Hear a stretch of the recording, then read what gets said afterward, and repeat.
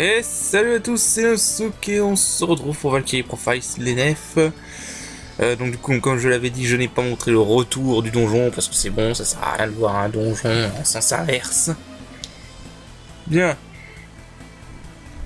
Donc en gros là, le tutoriel est terminé, donc Freya va nous quitter. Donc elle va nous faire quelques explications sur les NRJAR, etc. Voilà. Ici elle nous dit que voilà, on est en temps limité. Donc ce jeu a un système de temps limité, mais c'est complètement gérable. Il y a une large fenêtre, contrairement à Lightning Returns Final Fantasy XIII qui est sorti il y a pas longtemps, où le temps qui s'écoule est vraiment nul. Voilà. Alors ça fonctionne un peu particulièrement par contre. Donc en fait, à chaque fois qu'on va aller dans une ville ou dans un donjon, on va consommer des périodes. Chaque chapitre a un certain nombre de périodes. Et à la fin de chapitre, donc, on aura ce qu'on appelle des Sacred Phases, que je vous expliquerai plus tard. Donc on dit tout de suite qu'il y a 8 chapitres. Sachant que bien évidemment, notre but c'est de débloquer la fin A, donc la vraie fin. Alors ça va être... La vraie fin et honnêtement, je sais pas comment on est censé débloquer sans aucune soluce. Parce qu'il y a des... Il faut faire des trucs... Je sais pas comment on est censé deviner ça. Mais bon, je vous expliquerai au fur et à mesure. De toute façon, la fin A, pour les trucs pour débloquer la fin A, on s'en préoccupera qu'à partir du chapitre 4. Donc voilà.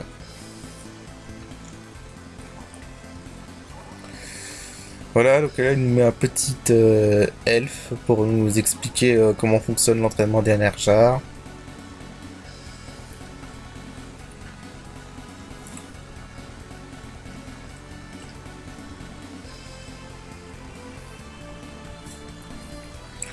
Voilà, donc en gros c'est un truc que j'ai un peu déjà expliqué. En gros, via les skill points, on peut modifier les personnalités des NRJAR et les améliorer pour en faire de vrais héros et augmenter leur hero value. Mais en fait, c'est leur hero value qui compte, c'est surtout leur hero value qui compte pour Asgard. Et donc pour l'évaluation qu'on aura à la fin de chaque chapitre.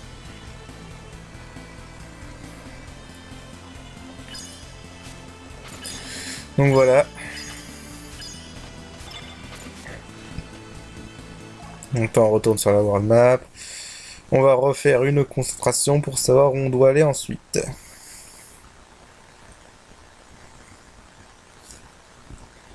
Voilà, donc vous voyez, chapitre 1, 0 sur 24. J'ai 24 périodes, il reste 220 périodes jusqu'à la fin du jeu. Bien, donc...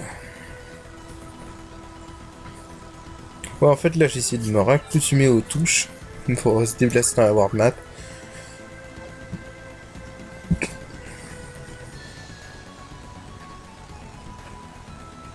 Parce que, vous voyez, c'est pas terrible. En fait, là, je sais même pas ce que je fous, là, en fait. Un petit moment que j'ai pas record cet épisode, donc je sais pas pourquoi j'ai pas fait une concentration directe. Voilà.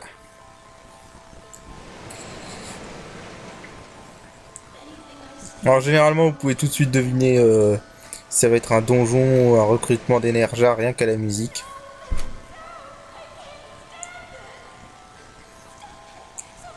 En l'occurrence donc c'est avec un recrutement d'énergie.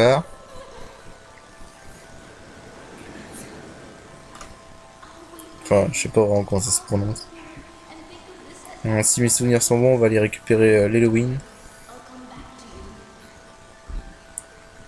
Alors un truc qui est mieux fait dans ce Valkyrie Profile que dans Valkyrie Profile 2, c'est que vraiment chaque NRJAR est différent. Tu sais, dans Valkyrie Profile Silmeria, les NRJAR, limite on s'en fout de leur histoire, on s'en fout de tout ça. Et en fait ils sont complètement tous pareils quoi. T'as les guerriers lourds, les mages, les guerriers légers, les archers, voilà. Là, même si on retrouve ces classes-là, chaque NRJAR est différent, chaque NRJAR a un style de combat qui lui est propre, et des attaques qui leur sont propres. Donc ça, c'est vraiment cool, excepté les mages, parce que les mages, en général, sont pratiquement tous pareils, c'est juste qu'ils ont la stave magique qui les différencie. Généralement, chaque mage que vous recruterez sera plus puissant que le précédent. Donc voilà. Aussi un truc qui est mieux fait, qui est mieux dans Valkyrie Profile que dans Valkyrie Profile Symeria, c'est que donc chaque Energar a son histoire. Pour chaque Energar, on va voir en gros un peu leur histoire et comment ils sont morts. Il y a certains Energar qui ont des séquences très émouvantes, d'autres un peu moins. Celle de l'Halloween en l'occurrence, donc l'Halloween c'est le perso à gauche là. Ah oui. Léoline, je sais pas comment ça se prononce honnêtement. Bon.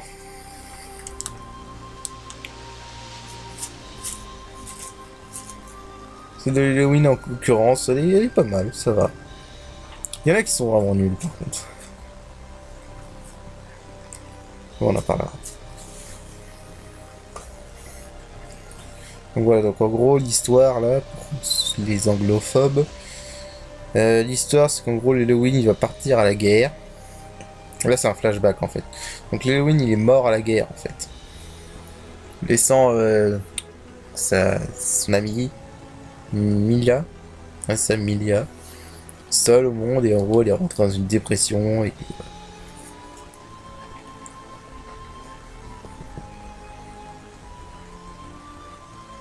voilà. Va à la guerre. Donc là en gros c'est un flashback de leur dernière discussion.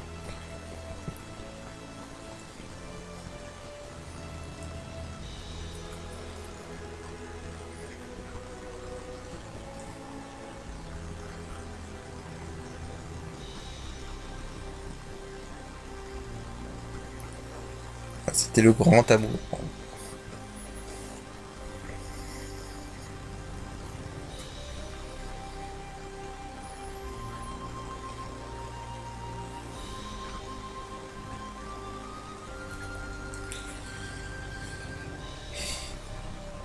En fait, toutes les histoires d'Enerjar sont en quelque sorte tragiques dans ce jeu.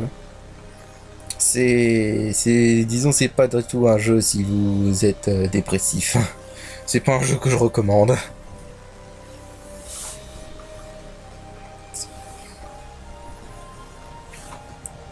Je crois que la pire histoire, on la verra dans... Ça dépend. Je crois que l'histoire la plus tragique pour moi, c'est...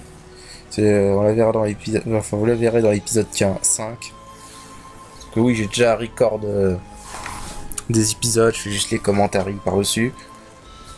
En réalité... Arrêtez là actuellement, à l'heure où je commande cet épisode-là, je vais déjà record l'épisode 5. Alors par contre, oui, un truc que je vais préciser tout de suite, c'est que la durée de chaque épisode sera variable. En gros. Par exemple, l'épisode 5 va être très long, parce que en fait, j'ai eu l'histoire d'un Enerjar, et l'histoire d'un Enerjar qui est très longue, du coup, voilà. Et derrière, j'ai enchaîné un donjon qui est, qui est aussi assez long, donc du coup... Voilà, donc la durée sera variable, ça dépendra de ma volonté.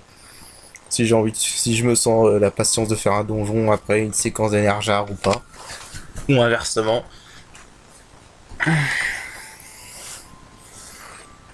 Voilà, donc en gros du coup elle est devenue agressive. On l'a essayé de la forcer à la marier, mais elle a pas voulu. Parce qu'elle est toujours hantée par son amour de l'Halloween. Oh putain, oh je sais pas prononcer son nom, voilà. Je vais dire l'Halloween, c'est plus simple.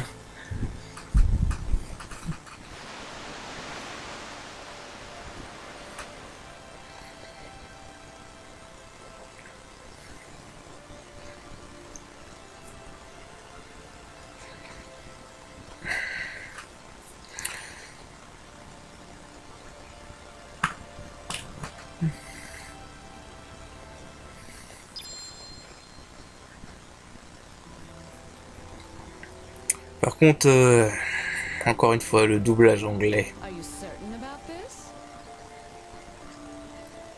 Non, vraiment, le doublage anglais est pas forcément mauvais en soi, mais il y a vraiment des voix qui sont pas terribles.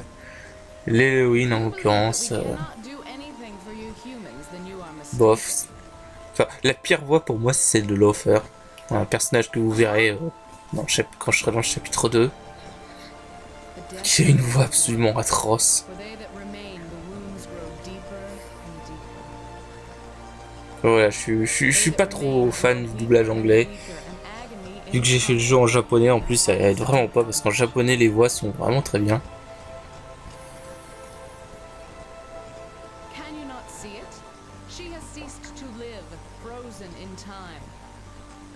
Voilà, en gros, Valkyrie, les nefs l'encouragent à aller voir Mila une dernière fois avant de partir pour le Valhalla.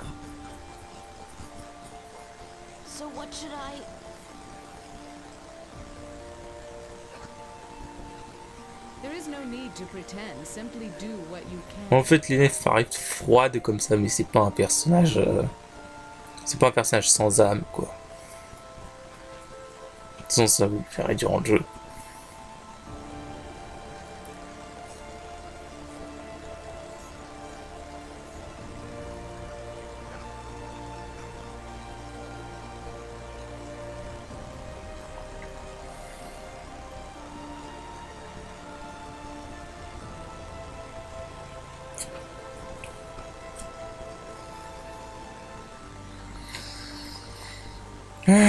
Vraiment, s'ils font un Valkyrie Profile 3, j'espère qu'ils en feront un.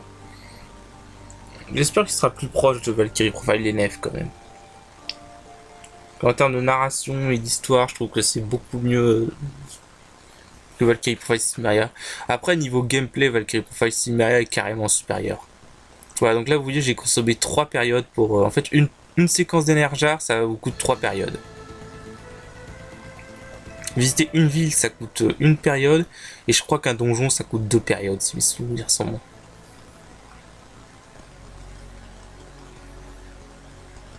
De toute façon, vous n'allez pas trop aller dans les villes. Parce que les villes, en général, il n'y a rien d'intéressant. Voilà, donc là, c'est le prochain donjon, donc Salt Catacombs. Donc du coup, qu'on va faire tout de suite.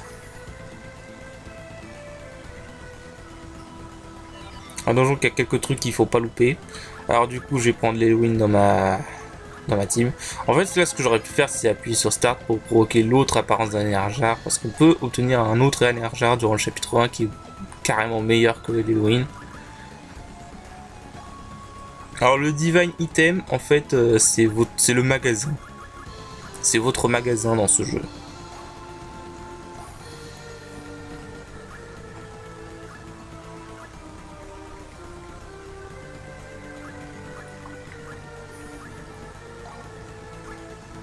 Ouais. Alors aussi, une autre particularité de ce jeu, c'est que l'Enef est le seul personnage qui peut être ou bien épéiste, enfin ou bien guerrière légère, ou bien archère. Alors moi je la préfère archère. Sauf vers la fin du jeu parce que les épées ultimes sont plus puissantes, largement plus puissantes que les arcs ultimes. Mais globalement, pendant la grande majorité du jeu, je vais jouer l'Enef archère parce qu'elle est carrément meilleure en archère. Enfin, pour moi. Donc là, j'achète un peu tout stuff pour l'Halloween. Il n'y a pas beaucoup d'archers dans le jeu en fait. En comptant les nefs, il n'y a que 4 archers dans le jeu. En fait, c'est un peu ça qui est dommage dans ce jeu, c'est qu'il y a certaines classes, il n'y en a vraiment pas beaucoup. Genre, les archers, justement, il n'y en a que 4, en comptant les nefs.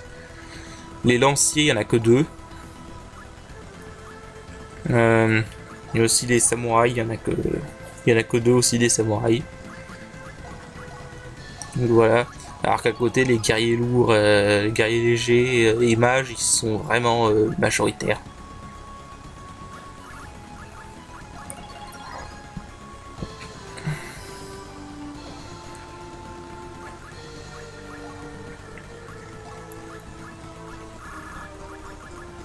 Voilà, donc là je me blinde d'objets de soins et de résurrection.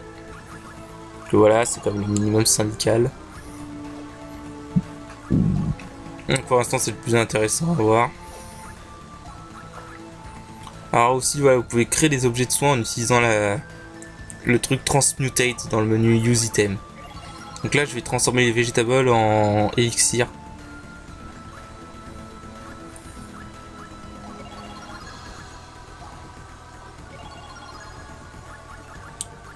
Et on peut aussi transformer les sorts, les bouquins de sorts en un autre sort. Par exemple, la Normalize, je peux le transformer en Heal. Et Fire Lance, je peux le transformer en Firestorm.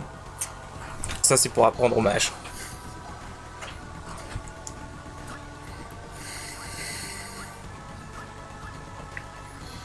La Steelbox, je peux le transformer en Noble Elixir. Je vois aucune raison de ne pas le faire, donc faites-le. En plus, ça coûte que 5 MP, ce qui coûte beaucoup moins cher que d'acheter un Noble Elixir dans le Divine Item. Et encore, les Noble Elixirs, ils seront disponibles que très tard. Parce que bon, en gros, les Noble Elixirs, c'est l'équivalent des Mega Elixirs dans les Final Fantasy. Et aussi, vous pouvez convertir vos objets en Materials Point. Materials Point, donc c'est l'argent. Et alors, moi, je convertis souvent les Eye of Even, parce que les Eye of Even, je m'en sers pas trop. Il n'y a que quelques donjons où je vais en servir, mais à part ça, voilà. Mais donc ils valent 1000 Material Spawn, donc ça vaut le coup. Donc Soul Catacombs. Alors c'est un truc où il y a plein de trucs à récupérer. Déjà tout de suite, allez là et récupérez ça. Attack Pow, c'est une technique géniale au début du jeu. Ça va augmenter les dégâts de vos guerriers, mais d'une puissance phénoménale, quoi.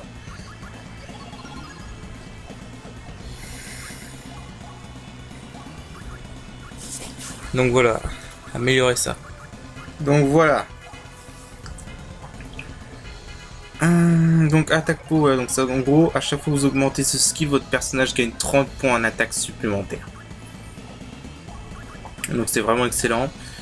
Donc je vais augmenter cette compétence un petit peu pour Arngrim et Lenef. Donc là ils ont déjà gagné 60 points en attaque, ce qui est déjà pas mal au début du jeu. Je remplace l'élément de scepter par le Ruby pour éviter de casser mon élément de scepter durant les combats aléatoires, ce serait bête.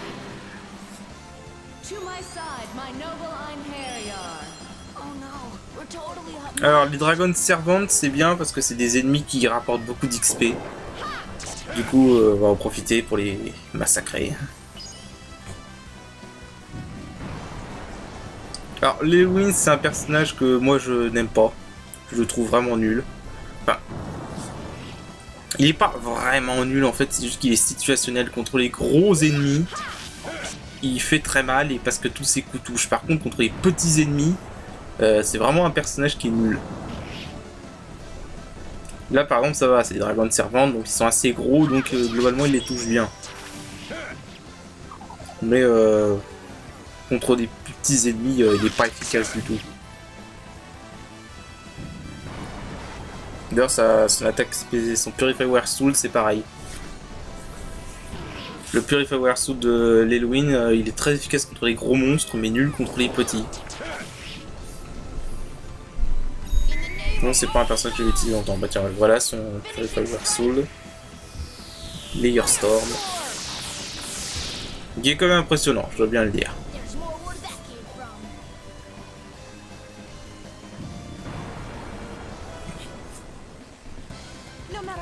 Donc voilà. 840 XP à ce stade du jeu, c'est quand même pas mal. Alors Broadsword par contre c'est naze, comme je l'ai dit, et la plupart des armes qu'on drop sur les monstres sont nulles parce qu'elles peuvent se briser. Alors vous voyez qu'il y a une lumière bleue qui tourne autour de moi, ça veut dire que de l'ENES, c'est-à-dire que je sais qu'il y a un trésor dans cette zone. Gros fail de ma part.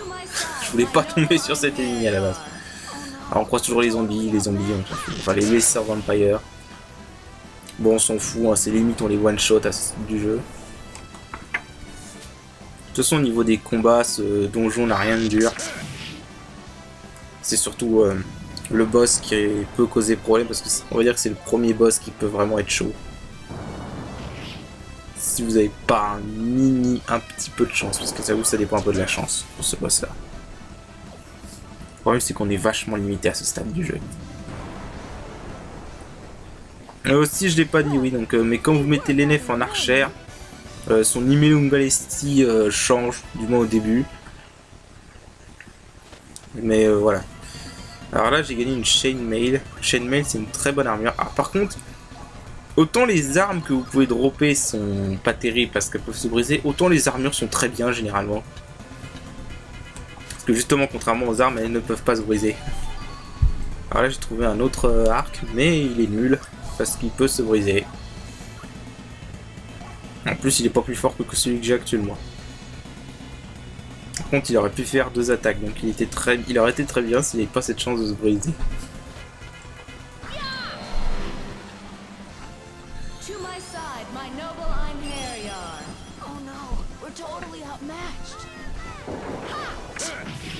Et voilà. Les ennemis sont globalement les mêmes, il n'y a pas grand chose qui va changer.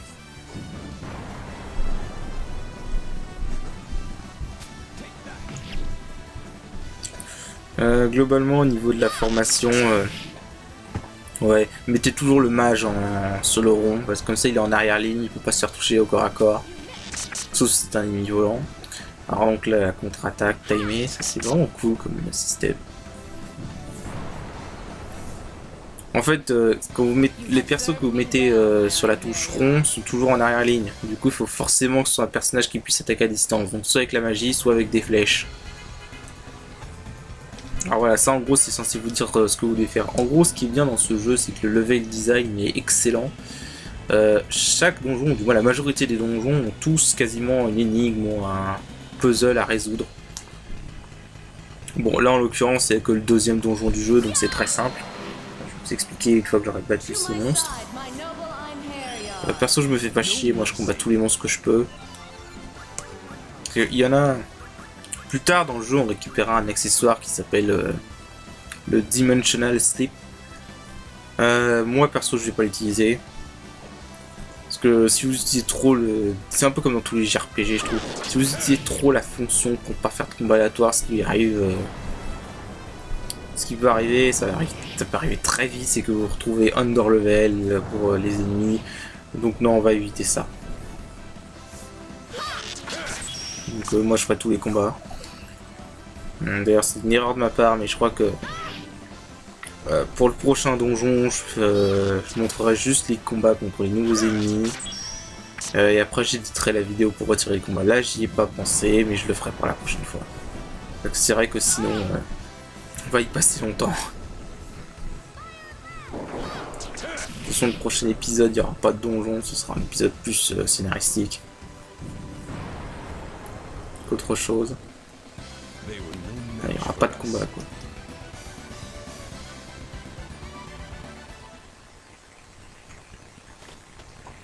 Alors, j'ai pas trop encore décidé de quelle va être ma team finale pour cette partie-là. Il y a des personnages que j'aime bien. Il y en a beaucoup. Techniquement, vous pouvez faire le jeu avec n'importe quel personnage. Il y en a qui sont incontestablement moins bons que d'autres. Mais techniquement, c'est faisable avec n'importe quel personnage. Voilà, là je vous montre, on vous montre la personnalité. Son hero value augmente. Généralement, ma team finale pour le scénario, c'est l'ENF. L'ENF, elle est obligatoire de toute façon. L'ENF, Arngrim et... Je sais pas ce que je foutais là. Qu'est-ce que je foutais? Enfin bref. Donc ouais, donc je disais ma team finale, généralement c'est l'ENF, Arngrim, Laufer et le dernier mage du jeu. Je vous révélerai pas son identité tout de suite. Laufer, c'est le lancer qu'on a contrôlé au début avec Arngrim, on le récupérera plus tard.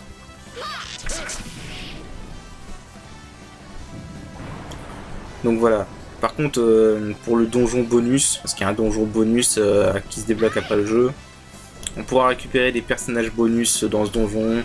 J'en utiliserai 2 d'entre eux. Je vous dis pas laquelle, je vous garde la surprise.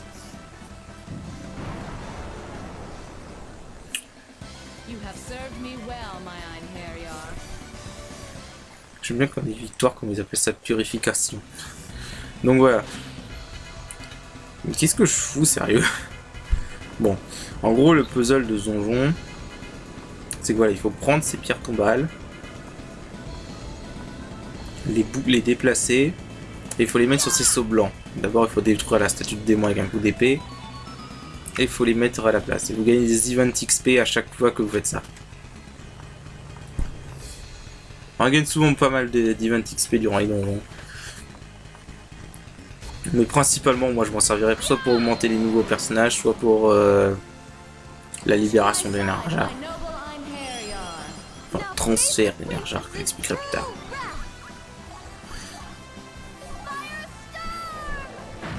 Alors là, j'utilise un petit Firestorm général pour les attaquer à tous.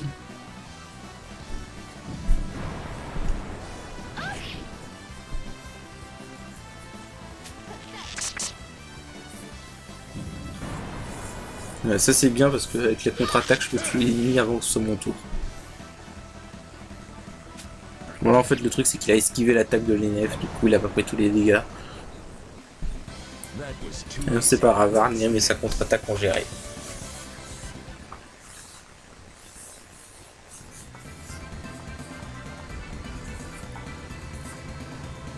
Voilà, donc là pareil, je sais qu'il y a un trésor.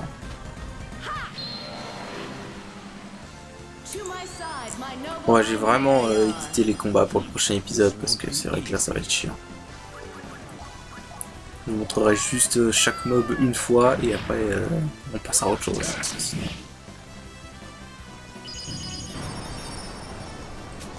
Ah, ça c'est un truc bien dans ce... Enfin c'est un truc assez spécial dans le jeu, c'est la façon dont on gagne les butins. Donc en fait, je crois que voilà, c'est à chaque coup en fait, à chaque coup il y a une chance que l'ennemi drop un objet. Et le truc c'est que même en fuyant vous ne gagnez pas cet objet. Il faut vraiment le dropper et gagner le combat pour garder l'objet. Alors là j'ai gagné une Lesser Armor que je vais mettre à Arngrim parce que ouais, c'est toujours meilleur que l'armure qu'il a actuellement. Je n'ai pas trouvé d'autres encore pour le Halloween. Je crois pas que j'en ai trouvé pour les Halloween. Alors là j'ai trouvé la technique Avoid, donc c'est pareil, c'est un truc qui sert à augmenter les statistiques. Soit ça augmente la dextérité je crois. De toute façon je vais pas l'augmenter tout de suite. Enfin, bien sûr il arrivera à un stade où j'aurai tellement de CP que je pourrai tout maîtriser avec tous mes persos. Voilà, donc on refait ça encore. Je sais pas pourquoi je vais là-haut alors que je sais qu'il n'y a pas de trésor vu qu'il n'y a pas de lumière bleue autour de l'ENF.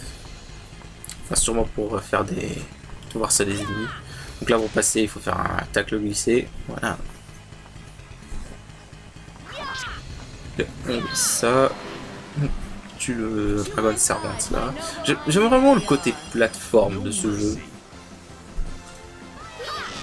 C'est un côté qui est encore plus poussé dans Valkyrie Profile Silmeria. Par contre, ce qui est con en fait, c'est que dans Valkyrie Profile Silmeria, ils ont poussé le concept du plateforme au détriment du concept puzzle énigme qu'il y a dans Valkyrie Profile NF. C'est dommage. Enfin, surtout dans le mode difficile de Valkyrie Profile NF. Si vous jouez au mode normal ou mode facile, la plupart des donjons les plus labyrinthiques et avec les plus grosses énigmes, vous les sauterez. Parce qu'ils sont dans le mode hard. C'est pour ça que je joue en hard mode notamment. Le jeu est plus intéressant comme ça.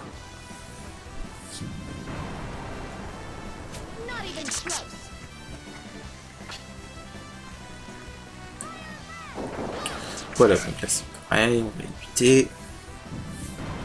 Alors les petits cristaux que je drop, des fois en frappant l'ennemi, en fait ça augmente l'expérience que j'obtiens. On peut en a... l'expérience avec les cristaux, on peut la tripler maximum. Donc voilà, c'est quand même pas négligeable. Enfin, ça fait quand même un bon bonus si vous arrivez à en avoir plein.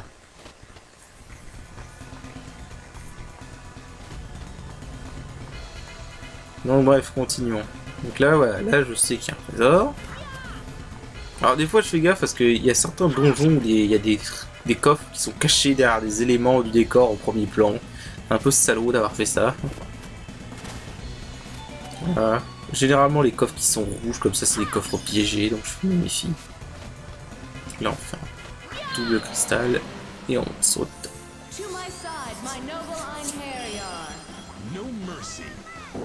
Quand il y a 4 Dragon Servant comme ça, c'est bien pour l'XP. Ouais, juste pour le fun.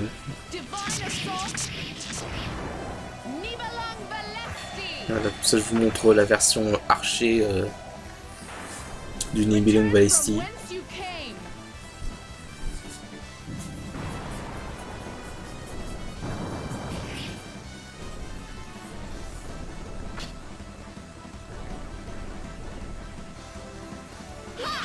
Vous voyez que le troisième Dragon Saron ne peut pas attaquer parce qu'il est en ligne arrière, donc du coup, il ne peut pas attaquer au corps à corps.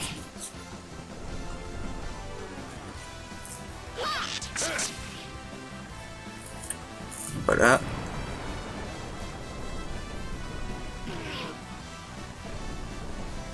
Ça c'est quoi ces dégâts de merde? Vous pouvez pas faire mieux, sérieux?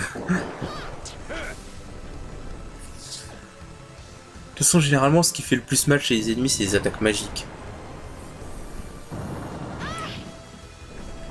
Généralement, les ennemis ont la magie plus élevée que la force. De toute façon, la magie dans ce jeu, en général, est pétée. Vous verrez en fin de jeu, les mages seront la classe la plus pétée du jeu.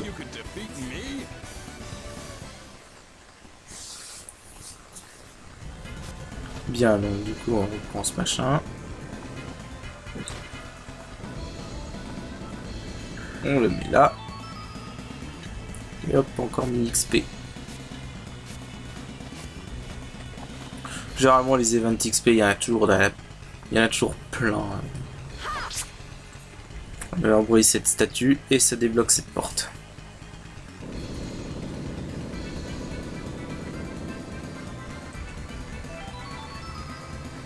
Et on donne 5000 events XP au passage. C'est cool.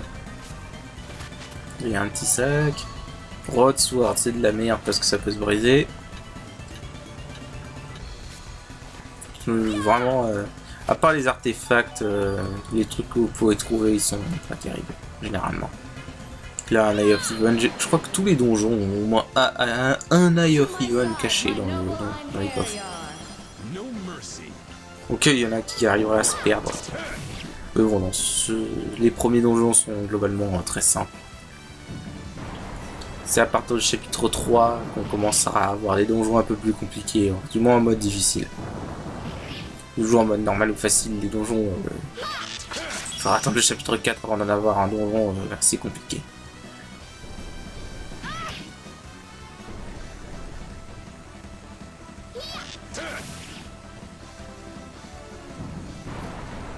Les donjons, j'essaierai de tous les fouiller à 100%.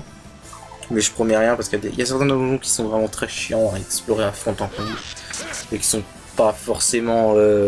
qui valent pas forcément le coup qu'on les fouille à 100%.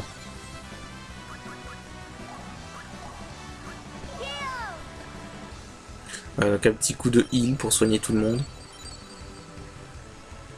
Alors heal, c'est une très bonne magie de soin. Ça nous servira surtout plus tard, vers la fin du jeu, quand les ennemis taperont très fort et qu'on devra se soigner vite fait. Même si on utilisera globalement plus les objets pour se soigner que les magies.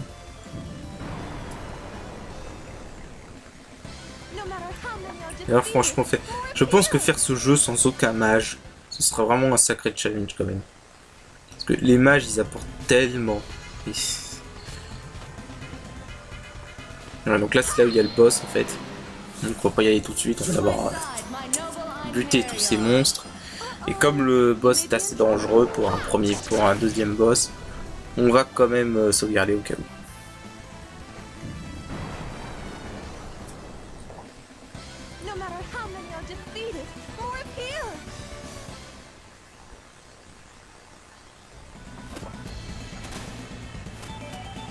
Hop. Donc là il nous donne un élément de scepter. Il nous le donne pas pour rien. Enfin, il vous le donne au cas où votre élément de scepter du donjon s'est cassé. Mais il vous le donne pas pour rien parce que franchement, voilà. En fait c'est marrant parce que les boss du tutoriel, il veut qu'on les tue d'une certaine façon, mais c'est globalement mieux d'utiliser les grandes magies via l'élément de scepter qu'il nous donne au début. Alors, vous allez voir. Là, hop, sauvegarde.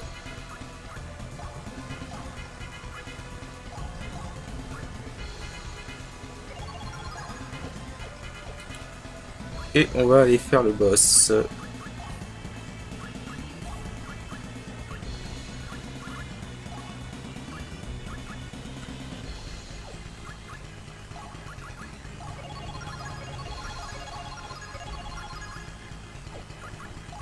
Je suis en train d'augmenter les personnalités de Jelanda parce que c'est elle que je vais envoyer à la fin du chapitre 1. Faut au moins envoyer un énergard avant la fin de chaque chapitre. Là, je vais utiliser un élément de secteur. Voilà. Je crois que j'ai eu de la chance dans cette partie parce que j'ai aucun élément de secteur qui s'est brisé.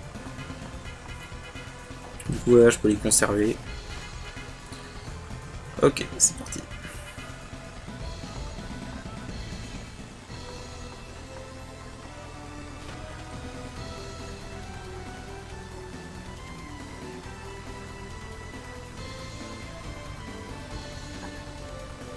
Ouais, généralement, les dialogues avant les boss sont pas super intéressants. C'est vraiment le boss qui est en mode je suis méchant et l'NF qui est en mode je vais te tuer, méchant. Ouais. Donc, ce boss, alors le sous-estimez pas parce que ce boss peut être très dangereux. En fait, le problème, c'est pas le singe qui est devant, c'est les mages qui sont derrière. Parce que le singe est très robuste en fait. Et voilà, les mages font très mal. Du moins pour ce stade du jeu. Alors là, j'aime bien quand même Valkyrie qui parle alors qu'elle est morte. Enfin, elle n'est pas morte.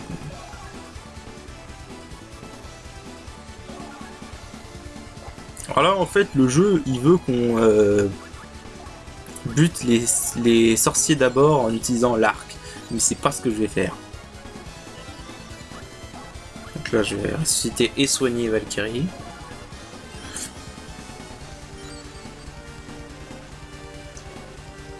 Ensuite, ouais, je vais passer mon tour.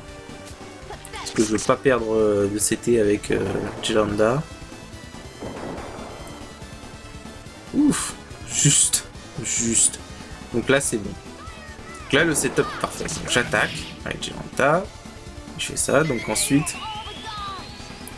J'utilise Halloween parce qu'en fait c'est un peu aléatoire les Airstorm au niveau de la régénération de la jauge spéciale, donc je préfère assurer le coup. Alors je vais utiliser la grande magie de Jelanda en dernier, comme ça elle sera beaucoup plus puissante et fera beaucoup plus de dégâts.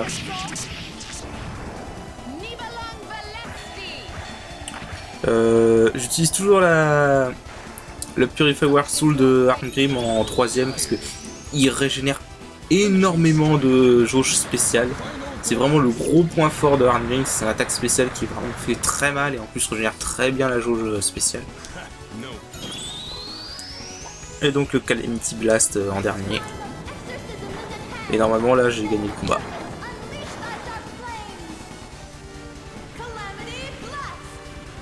Voilà, ils prennent trop cher. Alors le singe est résistant, très résistant au feu, mais on s'en fout parce que c'est les mages que je vise avec cette grande magie. 5000 de dégâts, c'est largement bon pour le tuer. Voilà. Ne sous-estimez vraiment pas ce boss, hein, ça peut très vite mal tourner. Hein. Si vous avez pas de chance qu'il vous tue deux persos, surtout s'il tue votre mage. Alors, là ils l'ont pas fait, mais ils peuvent faire Lightning Bolt, et Lightning Bolt ça fait vraiment très mal. Bon, alors beaucoup de coffres ici. Donc Secret of Damacus, on s'en fout. Mais moi je le garde quand même parce que je suis un connard et j'aime pas Odin. Crown of Felmar, c'est toujours un équipement de gagner.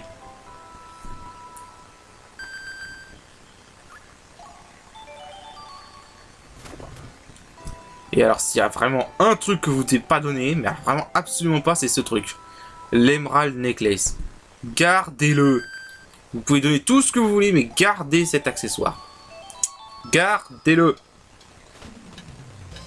Bref, mais c'est pas tout. Voilà, il y a des coffres cachés ici. Alors, attention à l'explosion. Tiens, Magic Pow. Alors Magic Pow, donc c'est comme Attack Pow, mais pour la magie, donc c'est pour les mages. Ouais, la fail de ma part. Là, je suis pas doué, franchement. Il y a certaines phases de plateforme qui sont un peu chaudes. Voilà, donc là c'est pour apprendre un sort, donc le Frigid Damsel, mais j'ai pas l'utilisé. Bon, je sais plus. Enfin, j'ai utilisé Magic Pow, c'est sûr. Parce qu'en fait, Magic Pow, les trucs comme Magic Pow ou Attack Pow, une fois que vous les avez utilisés, ils sont appris pour toujours. Et tous les personnages qui arriveront après l'auront dès le départ. Alors, Emerald Necklace, qu'est-ce que ça fait? En fait, ça augmente le nombre de points de compétence que vous obtenez de 100 à chaque level up. Donc en gros, à chaque fois que vous allez level upper en étant équipé de cet accessoire, vous allez gagner 100 points de capacité que vous pouvez utiliser pour augmenter vos skills. C'est très utile. Là, je vais continuer à augmenter l'attaque peau avec les nefs. Et avec un rime aussi, parce que de toute façon, on ne peut pas le libérer, donc voilà.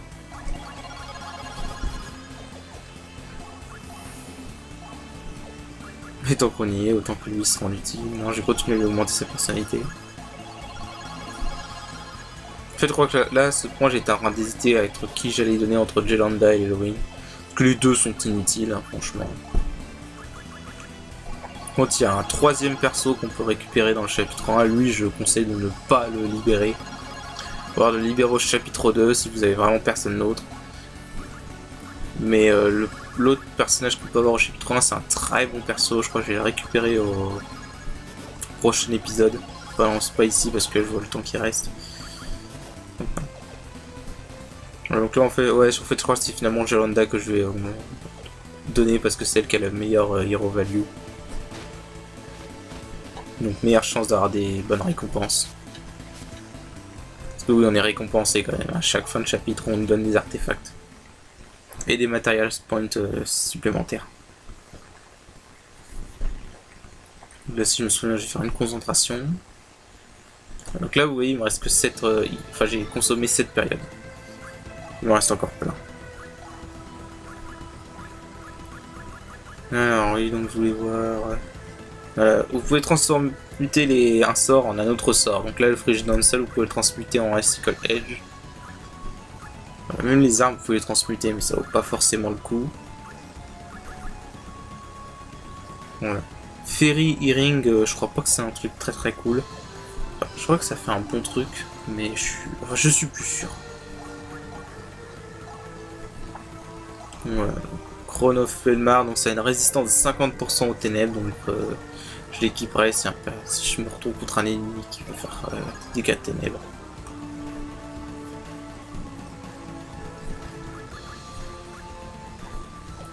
Donc voilà, donc du coup là je vais sauvegarder. Non, je sais plus si je fais une concentration ou si j'ai sauvegardé. Non, j'ai sauvegardé tout de suite et je vais arrêter. C'est ça. Bon bah voilà, donc du coup, je vous dis à la prochaine, hein. Prenez soin de vous, on se retrouve pour le prochain épisode. Allez, salut!